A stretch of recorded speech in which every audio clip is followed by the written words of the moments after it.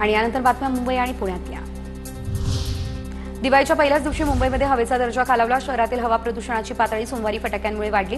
भायखळा, माझगाव, नेवीनगर, कुलाबा, वरळीमधील हवा वाईट श्रेणीमध्ये। भायखळ्यातील वीरमाता जिजाबाई भोसले उद्यानातील अनेक नवीन गोष्टी वापराविना पडून तर डायनासोर, इलेक्ट्रिक बस भूखात पडल्याचं चित्र। नवीन वस्तूंसाठीचा 55 ते 60 लाख रुपयांचा खर्च गेला पाण्यात। मुंबईमध्ये मध्य रेल्वेच्या ताफ्यामध्ये एक नवीन एसी लोकल लवकरच होणार दाखल आणि या आठवड्याच्या अखेरीस आयसीएफ चेन्नईहून मुंबईसाठी रॅक रवाना होणार, तर एसी लोकलच्या फेऱ्या देखील 14 वाढणार।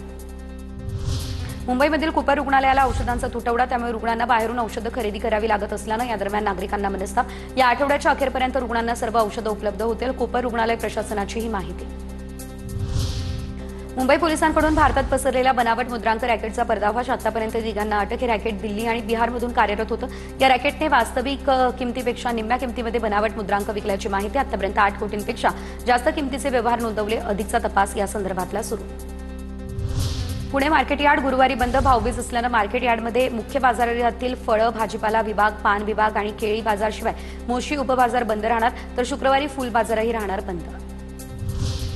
पुण्याच्या बोरमधील भलकेवाडीमध्ये विठ्ठल मंदिराला फुलांची सजावट। महिलांकडून आकर्षित अशी रांगोळी काढत फुलांची सजावट। दीपावली निमित्त मंदिरामध्ये 110 वर्षांपासून काकड आरतीची अखंडित परंपरा कायम। मुंबईमध्ये विनापरवानगी फटाक्यांचा व्यवसाय करणारे पोलिसांच्या रडारवर। अग्निसुरक्षेची कोणतीही काळजी न घेता फटाक्यांची विक्री करणाऱ्यांवर पोलिसांची धडक कारवाई।